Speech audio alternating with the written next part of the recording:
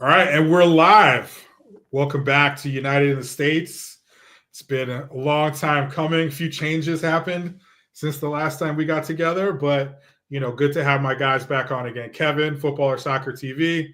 Welcome back. How you doing? Pretty good, man. Thanks for having me again, man. Of course, great to have you as always. And then, of course, our man, on the ground in Old Trafford, in the UK, my man Mo, classic Man United, coming live from London at real late at night, but doing It's it for really his late here. American fans. Welcome. Yeah, thank you for having me again. I'm really excited to be back on this platform again. Yeah, great to have you again. Again, guys, we always talk about the big topics, nothing too controversial. We don't always agree, but we know we all care about the club and we want what's best for the club. So, the main topic today, the Rúben Amorim era begins, right? But before we can talk about all that and the implications and what that means, we have to do a shout out to my man, Ruud van Nistelrooy.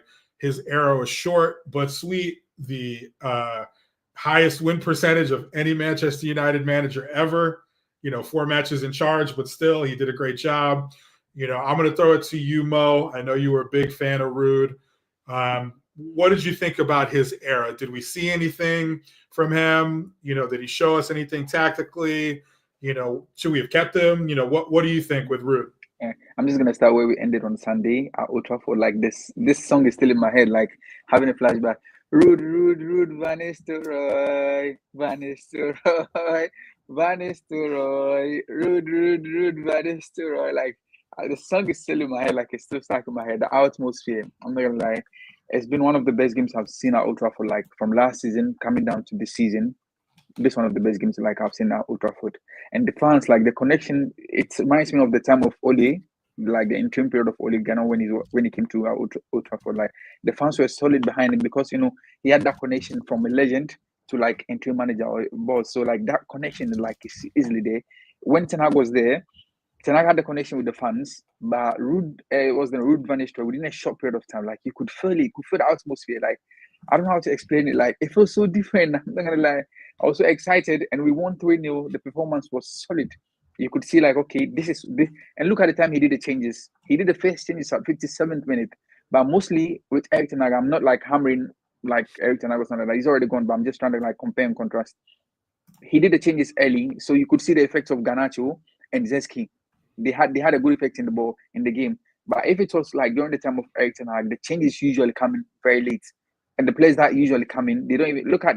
I remember one game he had Ahmed on the bench, and then the player I forgot. I think Zeski was playing, and then he took Zeski off around 80 something minutes, and then he brought Anthony on, and then Anthony got injured or something like this happened before he brought Ahmed in, which was 2 minutes left.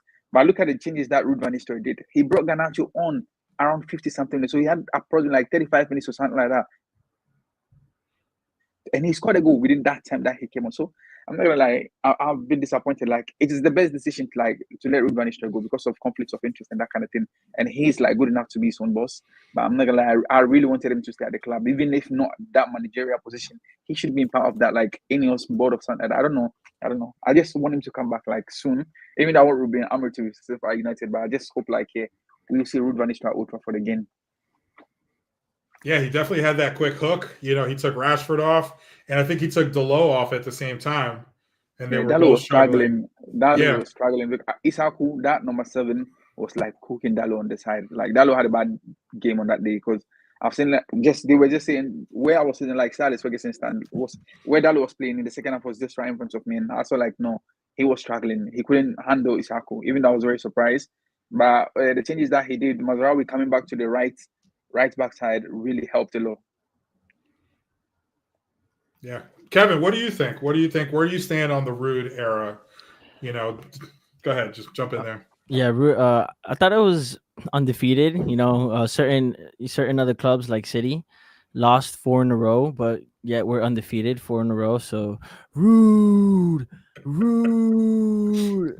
Nah, but in all seriousness, it was it was small. It was a small time period that he was in charge, but I liked what he did. It was similar to what Erik ten Hag did in the first season. He played the two. He played the two instead of playing the one. As leaving Casemiro isolated. He played the two instead. And and we weren't pressing as a 4-4-2 as well. So that was pretty different that he did. In my opinion, I wouldn't look too much into it because I feel like the manager Erik ten Hag, the previous manager Erik ten Hag was kind of like, I feel like he lost the dressing room and the players just wanted to show themselves, improve themselves, and it was kind of like a breath of fresh air. You're always gonna get a new manager bounce, always. So I didn't want to like overanalyze it, saying that like Ruud van Nistelrooy was the man to bring us forward, or we should keep him to the end of the season, because we all saw how that happened with Ali. So I was very, very happy with Ruud, the job that he did. It was meant to be for 4 games. He did a job, and what he did was great to kind of like for Rúben Amorim to come in and kind of keep that momentum going. So it was very important that we got the wins and in Europa League and in Premier League and in Carabao Cup. So you can't fault him for what he did. So yeah, it was the right decision to let him go, 100%. I agree with that. With what we have to allow this new manager to come in and do what he wants. And it's reported that he wanted to get rid of him because he didn't see him in his in his coaching staff, which is good, because in my opinion, like, you don't want to have to teach the players and as well teach Ruud what his system is, and I feel like Ruud wouldn't want to be, and you always got that lurking in the background too, like, oh, Amarin's doing bad, Ruud is next in line or something like that, that causes some sort of like distress as well.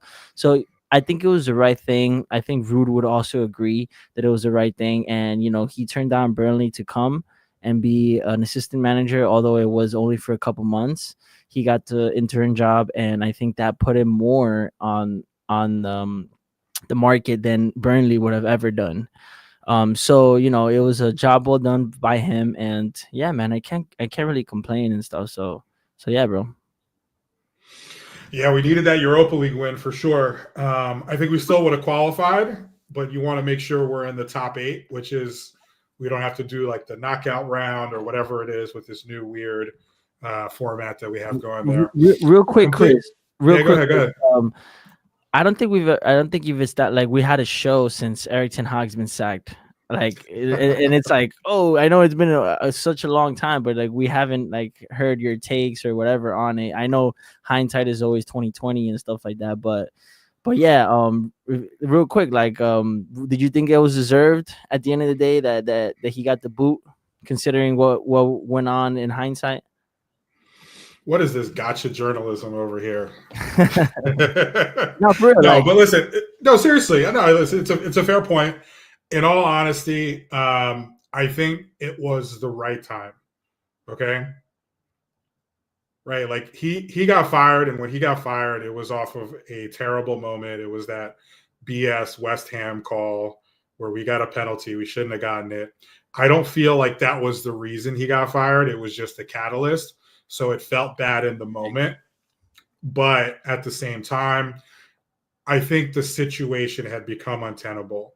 I'll die on this hill. I think Erik ten Hag was just brought in at the wrong time. And you can see what Ineos has done since they've been here. They backed him in the summer. They let him pick his assistants. They backed him with, a pretty good transfer window. A lot of it was potential, but, they brought him good players. They backed him. And then when they let him go, it was because, I don't think the players necessarily stopped playing for him. I don't think they loved him in the same way that they loved Ruud, but Ruud seemed sort of like a guy who's more personable. He can relate to them more. I mean, Erik ten Hag was a pro, but, Ruud was kind of this cool, like, all-world guy who they could look up to. I feel like he had a different relationship with the players. They still played for him, but I think it got to the point where there was so much pressure on him and the club itself that it bled into his players as well. And you saw, from the game they played at West Ham, the game they played against Leicester in the Cup, a lot of people said it, De Ligt said it in an interview, not much changed between the first game and the second game, besides the manager. And, we created more chances against West Ham, arguably better chances against better opposition. We just couldn't finish our dinner. And, as much as I want to say it's not Ten Hag's fault, the situation had gotten to this point and it surrounded him.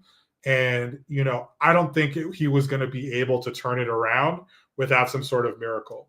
And the fact that Ineos, let him go, had Amorim as the next manager basically lined up the same day, and then he's appointed by the end of the week, showed that they had a plan in place. And that made me feel a lot better about the whole process. And the fact that Amorim has been able to bring in his entire team of assistants. And, again, Ruud, back to Mo's point, Kevin, you said something similar. Ruud couldn't stay because, Ten Hag, he was, you're like the manager you're dating almost. It's like a relationship. Amorim, we're dating. Like Ruud is family. He's a player. He scored 100+ goals for United. The fans love him. There's always going to be a great relationship with Ruud. I'm happy that he left because it didn't go on long enough for that relationship to get tarnished at all. We couldn't do another Ali. We couldn't do another. No, because Ali, people still love Ali. They still sing his name. They chant his name. Last time I was at Old Trafford, they sang, I forget which one they were singing, but they were singing Ali's name. But at the end of the day, like that tarnished his reputation. And, it hurt him. And I don't want to see that again. So I'm happy Ruud goes out on a high note. He can go get another job. He can go get a manager job or whatever. Maybe it's Championship, Premier League, Eredivisie, wherever. I think he's shown enough. The one thing I will say is that, he did play, I think, like a simplified version of Ten Hag ball, but he did make his tweaks. Like the Chelsea match I did see, he played a 4-1-4-1, which is kind of the like practical formation we probably should have played against big teams for the last year. But, Ten Hag was still going gung-ho, sticking to his system. I think, if Ten Hag started today instead of Amorim or instead of 2 years ago, I think that Ten Hag has the potential to be successful. Maybe his personality still rubs players the wrong way. But, if they bring him the right players, if he starts with kind of the backing that, Ineos is giving Rúben, hopefully moving forward, then I think that the situation could have been a little bit different. But again, hindsight is 2020. Can't quarterback, can't be money quarterback. These are all ifs, ands, or buts. It's my opinion, but who knows? It might not have worked out anyway. But I think it was the right time.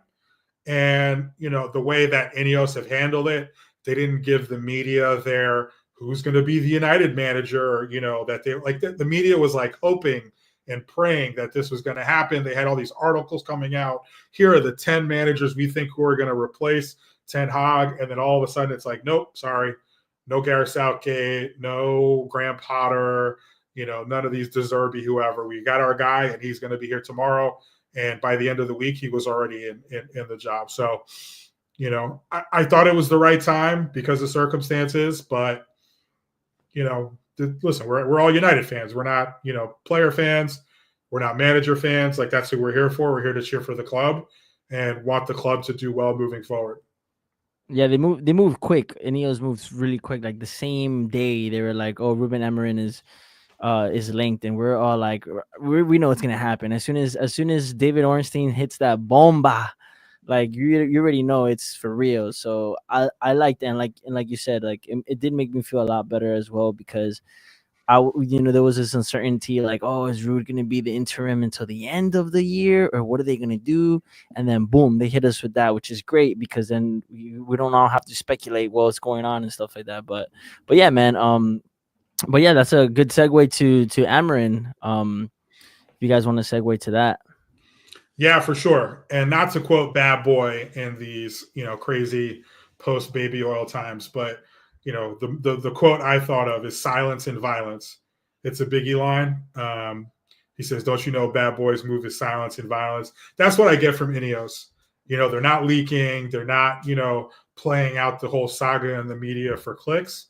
They're like, we're going to identify our guy and we're going to go get him. And I like that about them. Listen, I still have my reservations. Getting rid of Ten Hag, it's like, are we giving up on this season? But right now, thanks to, Rude's good run of form, we are 4 points off of third and 13th, but we're still 4 points off of third place.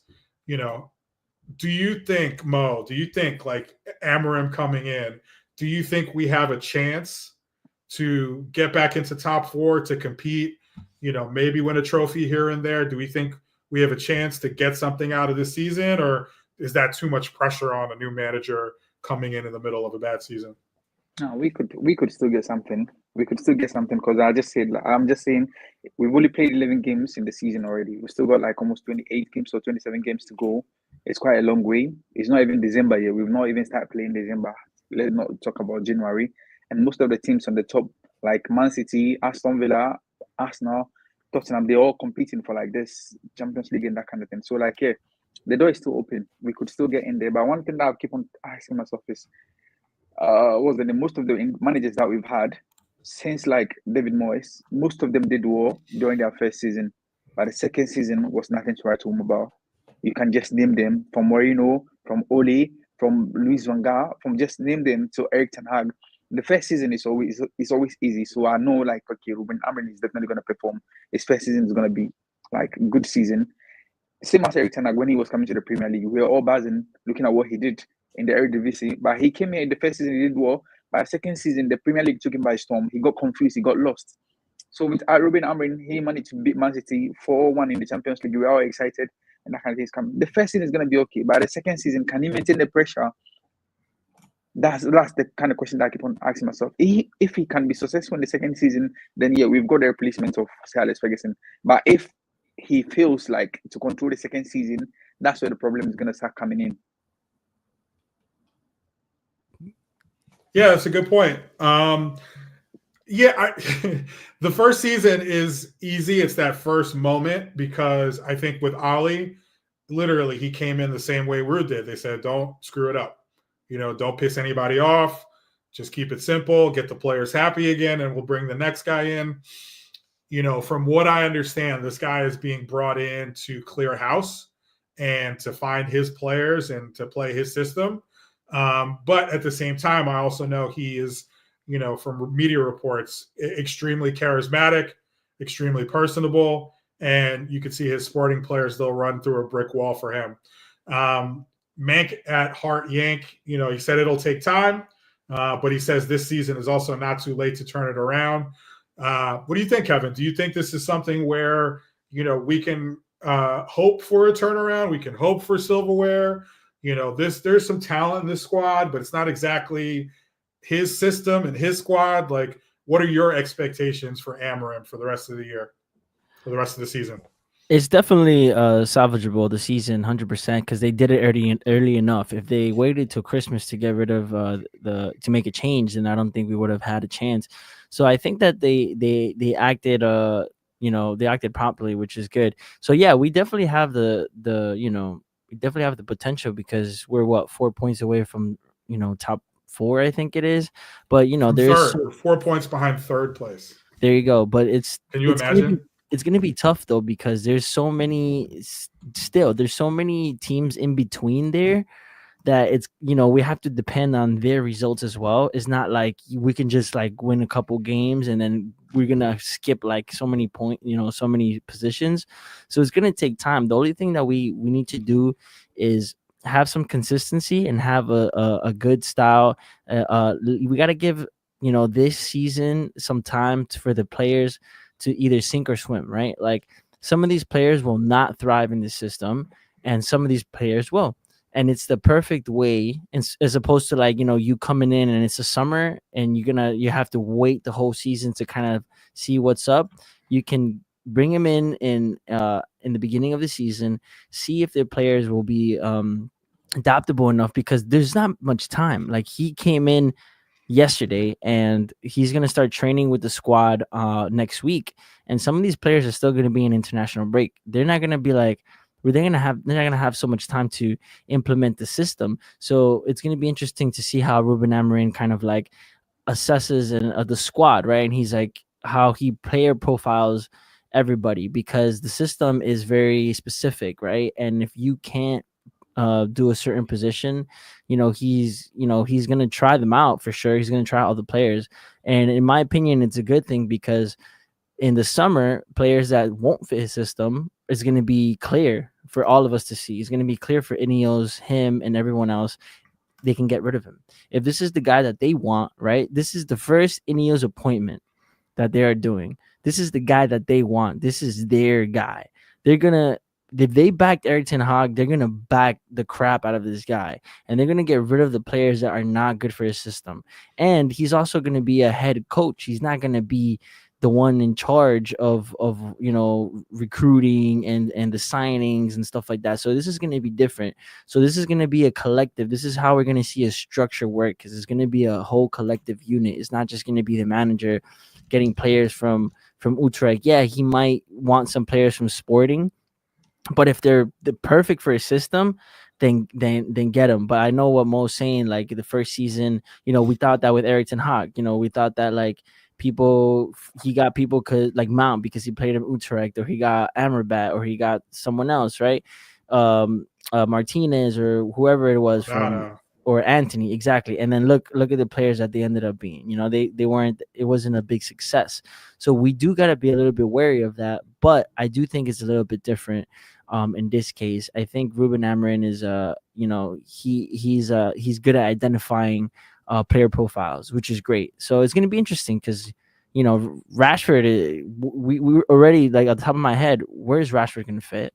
At the top of my head, where's Garnacho going to fit?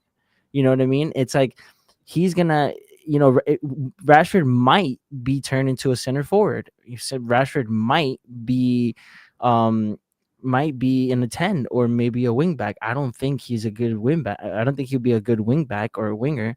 I think that he'll suit more of like either a 10 or a 9, but his holding up the ball is not that great. You get me? So it's going to be interesting to see what's going on. Bruno as well. If he wants to play like a more possession based as opposed to a counter attacking, Bruno is going to be a detriment to that team. So it depends on where he puts the players in the right systems and the profile. So yeah, as long as we get like a good foundation so far, we have all the time to we have all the chance to make it top 4, and if not, hopefully win the Europa League, because I'd rather win in the Europa League than win the FA Cup or Carabao Cup. And top 4 is going to be hard. It's still there 100% for the taking, but I would prioritize the Europa League. That's just me.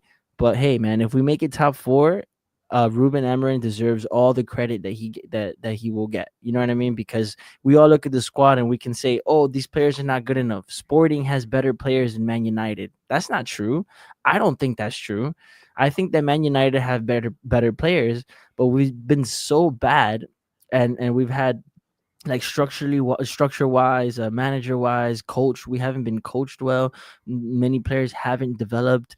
So under this coach, I hope that he will get the best out of them, and hopefully, obviously, it's going to take time because the last Sporting, whatever team he had, the 4-1 that he beat Man City with is his team, is 100% his team. You know what I mean? It took couple years for them to build that team. So you know what, we have to allow this manager the time. So I guess like, yeah, it is definitely doable top 4. We just gotta be consistent, man, and that's what it's gonna take. And all these players that need to bounce out in the summer, bro.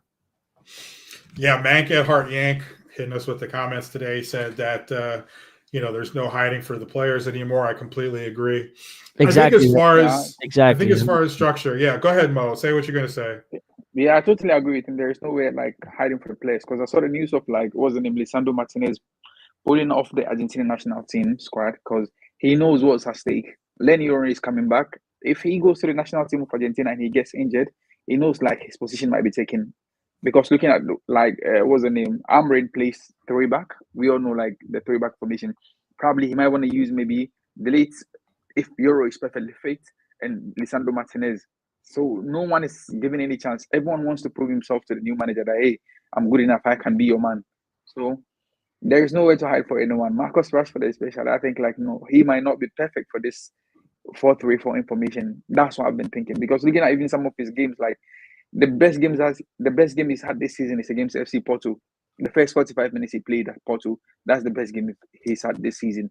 And I keep on asking myself, why the managers keep using him? What's the name? Ruud van Nistelrooy gave him opportunities, but he still didn't prove himself.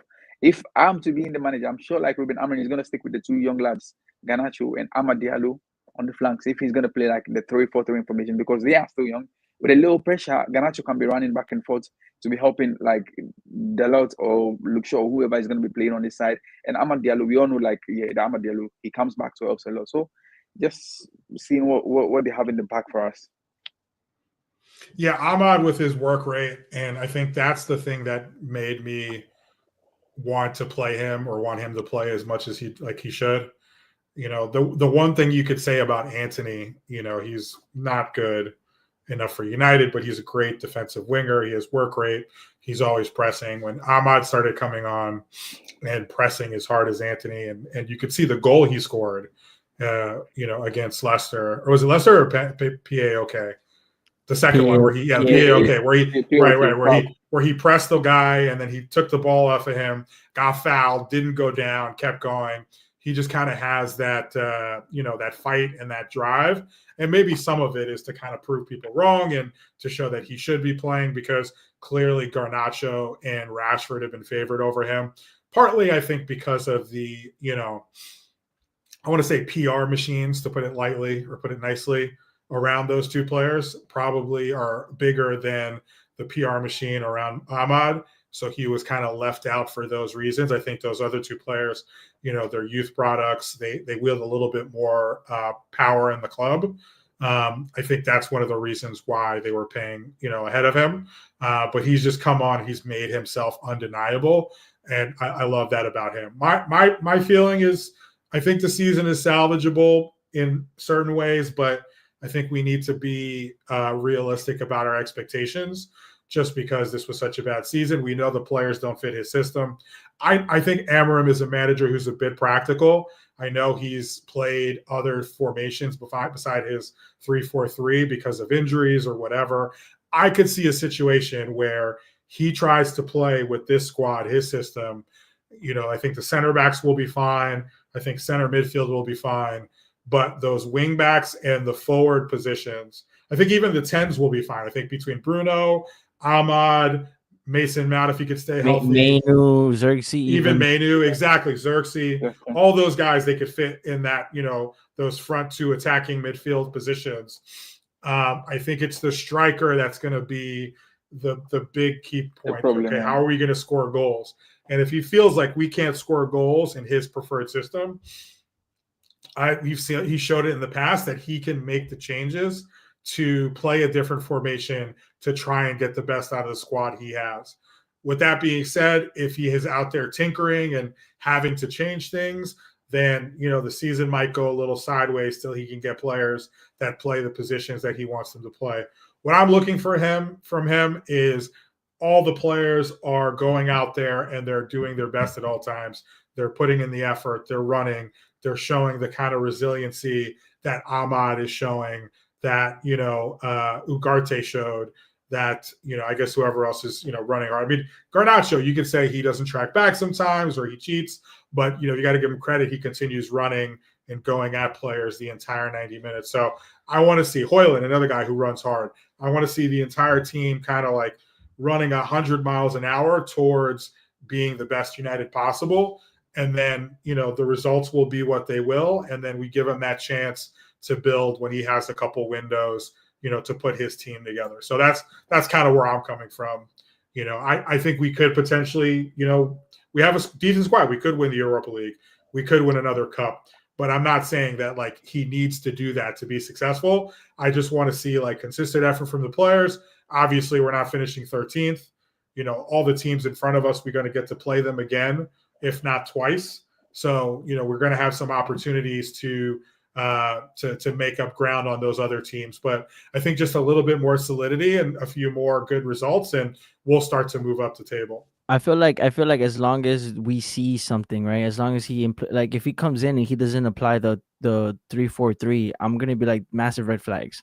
If he's got to come in and apply his system, and as long as we see it being implemented by the players, then that's okay. You know what I mean? Even if we lose some games, as long as we don't get smashed, if we're compact, if we see the team scoring goals, if we see the vision, right? If we see the vision of what he's trying to do, then I'm totally on board with that. You know what I mean?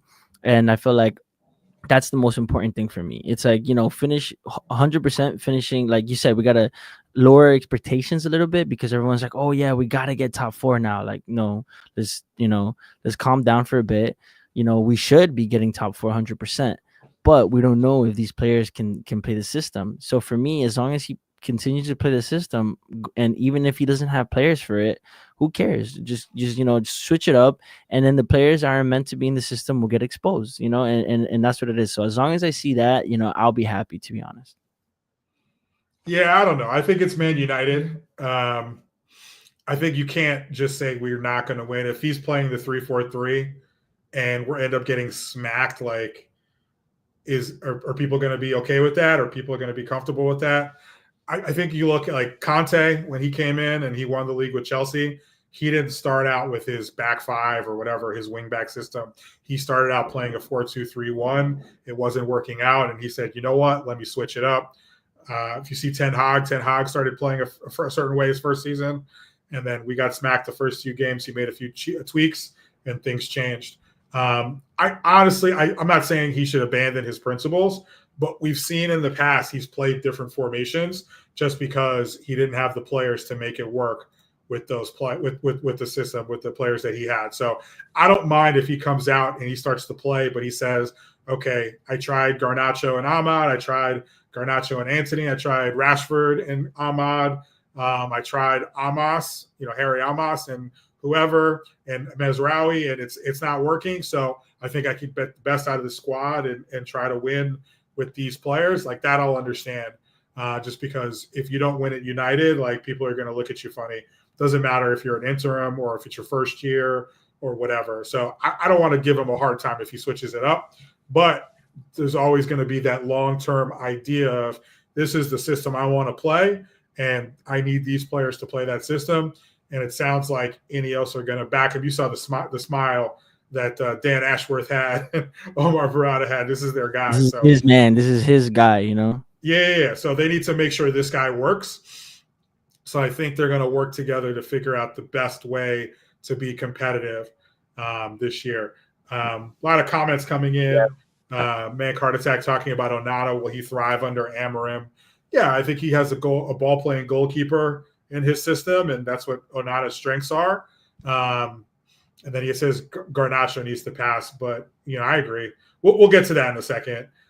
Stephen S says, why should we be getting top 4? Look at how much money we spent. Look at how much we've backed this manager. What do you mean? We should be getting top 4, but we're not, because of the we went with Erik ten Hag. We kind of regressed. Instead of progressing, we all thought Erik ten Hag was going to do good this season. You guys did. I didn't. So, I know you guys were positive about, he's got the lit now. He's got all the players that he's wanted. He's gone back. So for me, we should have been getting top 4 with Erik ten Hag. This is a squad already that he's been with for 2 to 3 years. So we should, but now it's different. That's what I meant. Like, we should have gotten with him. We should have gotten because we spent all this money. But obviously now that Rúben Amorim is here, that should is like, it's a little iffy. So that's what I meant by that. Yeah, I think United as a squad, like United should be. It's like that's the bare minimum for Manchester United. United. Our squad is good enough. Should be in the top 4. Yeah, for me, I think it's good enough for top 4. And with the financial fair play, the more strict rules in play, I think you need top 4 just for that revenue to make sure you can continue to spend each summer to back the manager. Agree, we definitely need a vision from day one, and we need to be patient. And hey, Austin Williams, what's going on? Manchester United fans from the States, we need improvement, at least one cup final win or one cup win or a finals finish, and that would be successful. Steven saying, no, we shouldn't. Money spent doesn't equate a great team. No, we agree. But as a club, yeah, take away like the quality of the squad. I agree. We're kind of mismatched. We're not playing well. It's not United from yesteryear. But we definitely need to have standards. And I think as a squad, top four has to be the bare minimum. Champions League means you can recruit the best players. It means you have money to go out and pay for those players. And not having Champions League means you end up in a situation that we're in now, where we're in financial peril, where we're in danger of getting hit with financial fair play fines. And we see teams like Everton getting docked, City, who hopefully gets relegated. I've seen a bunch of stuff happen so far this year that didn't fit my agenda. United being bad, elections, etc. I'm still like fingers crossed that City gets in trouble. That's the only thing keeping me going, and Amorim bringing United back. Yeah, and Aston Villa too. Like Aston Villa's squad last year wasn't better than ours, and they got top four. You know what I mean? So we're Man United. Yeah, like we recruited bad. I agree with that 100%. But I'm just in the context of us spending all that money and getting players from Bayern, getting players. These are good players. This is not like scrub players. Like no offense to the Aston Villa players because they're good players. I'm not saying they're bad players, but that's what I meant by should, and like you agreed with me. So there you go. Yeah, no, listen, nobody's saying the talent on this team is not top four worthy. I think maybe they're a little mismatched. And I think that's what Ineos is going to bring. They're going to bring that ability to get rid of the dead wood and bring in players that fit this manager's system. So he has his team to play with, not his few players and, the players from other managers. That's why that comment right there saying top four is difficult. I agree with that because this is not like Rúben. This is players from like different, mainly now from Erik ten Hag, but from other regimes, from the other regime as well. So it's definitely going to be difficult now, 100% with the new manager. So that's why if he gets top four, he deserves all the credit. And Ineos too. Yeah, for sure. Yeah, and I think he should be shooting for top four. I'm not going to say he's a failure if we don't get it, but at the same time, I think Manchester United, like that, needs to be the floor moving forward. And also just kind of like getting into the last point, and it's kind of a mix of what we were talking about in player fit, but Garnacho, I'm sure you guys have seen, all the fans have seen. Faz, he's a YouTuber, works a lot with Saeed. Shout out Saeed. He had a video where Garnacho was signing autographs, and he said some stuff to Garnacho about passing better in the game, and then Garnacho made kind of a comment to him and walked away, and the whole thing blew up online. I'm not a fan of this. I feel like it was kind of like gotcha journalism, similar to Gary Cotterill questioning Rúben Amorim in the press conference. Maybe not as bad, but trying to get him to speak English. I don't know if that's the thing you need to say to somebody right before a game, and obviously he did it because he was going to put it online and get views. But, I also think it was a little overblown. And, Garnacho is 20 years old. He's not a, 14-year-old. Like, you're going to get hate. You're going to get, people talking smack. You're going to get people giving you constructive criticism. You got to have a little thicker skin than that. But that's just my opinion. Mo, what did you think on this whole Garnacho, quote unquote, controversy and, Faz's quick video with him before the game the other day? Yeah, I'm just going to speak about like getting to the top four, the possibility of getting to the top four, if it's going to be possible or no. I remember like Ruud van Nistelrooy's last interview before the Leicester game, he was asked if like we have a proven striker, because to get into the top four, you need a proven striker that could score at least 20 goals in a season before you get into the top four. But do we have that kind of striker? That's a problem. If we have that kind of striker, we are really like assured that we could get into the top four. Because the last time we had that striker that could score a number of goals was Cristiano Ronaldo. He was the striker that scored about 20 goals in the season. And since Ronaldo left, we've not had someone up front that scored that number of goals in a season for us. The only player that scored a lot of goals for us last season was Scott McTominay. And he was a midfielder, and mostly he was coming from bench. And this season, we don't have Scott McTominay. So if you could see, we've scored 12 goals this season in the Premier League. And it's been split like among the players. You don't know. We just go into a game and you don't know who's going to score for you. That's one problem for us. But if we have someone, if Rasmus Højlund can man up and say, okay, I'm the man to lead the team to glory. Look at Man City. Anytime Man City goes into a game, they know like 100% assured that, okay, Haaland is going to score. Haaland is the man that's going to lead the game. Look at Aston Villa, 100% assurance that Ole Watkins is the man. Look at Liverpool, you know that, yeah, Salah is there, you know Diego Jota is there. But United, we don't have that kind of, and you could see Arsenal is struggling from the same problem as well. Arsenal, they don't have that kind of man on point. If Arsenal had someone like Haaland for the past 2 seasons, they would have won the league easily. But Arsenal are struggling. And United, Marcus Rashford used to be that man, but he's gone off like the hill now, and he's nowhere to be found now. So that's one major problems that I remember Rúben Amorim was saying, like, yeah, to get to the top, you need a proven striker, because he made reference. The journalist that asked him the question made a reference to him the time he came to United. We had what's the name? We had Ole Gallon by that time. We had York, and we had a couple of strikers back then as well. So like it was really assured that okay, in a season we might score almost like 40 to 50 goals, and not just one person, like split among good strikers. And what's the name? Bruno Fernandes used to give us that kind of number of goals in a season. And you could see since Erik ten Hag left, he's managed to score 4 goals in 4 games since Erik ten Hag left. But can he maintain that performance to get into the top 4? I believe like the door is still open, because like I'm 4 points away from top 4, we could make it. But to get someone who can bang in the goals to like the end of the season, that's the problem.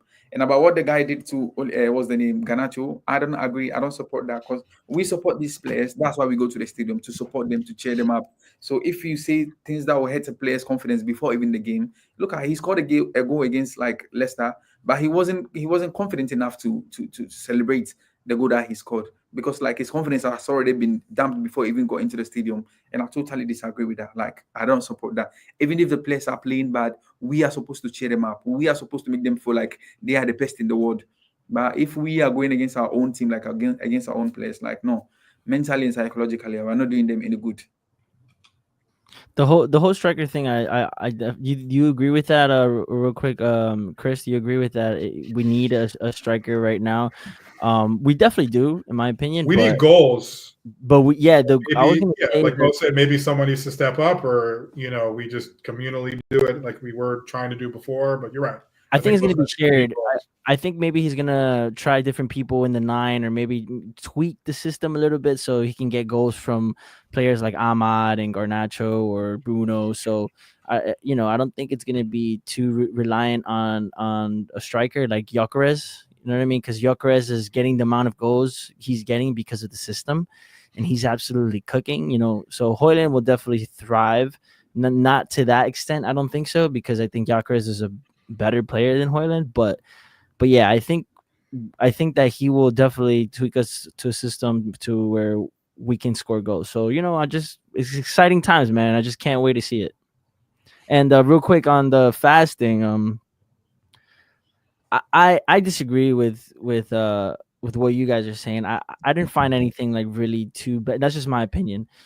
I feel like we're United fans and we can criticize the players of how we want to. And I know people say that there wasn't the right place in the right time and stuff like that.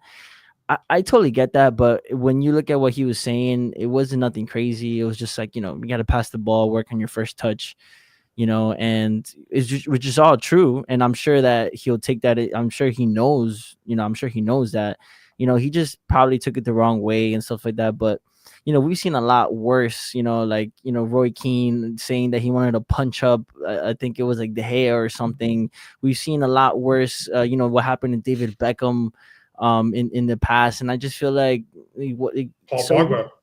I'm just like, so what? Like, as long as he didn't abuse him, as long as he wasn't being like, like racist or something, like discriminating or nothing like that. He just said, you got to work on your first touch. And yeah, people are like, oh, wrong messenger. But why are we the wrong messengers? We're fans. We pay money. Like Faz, I don't know him, but I know of him because of Saeed's channel.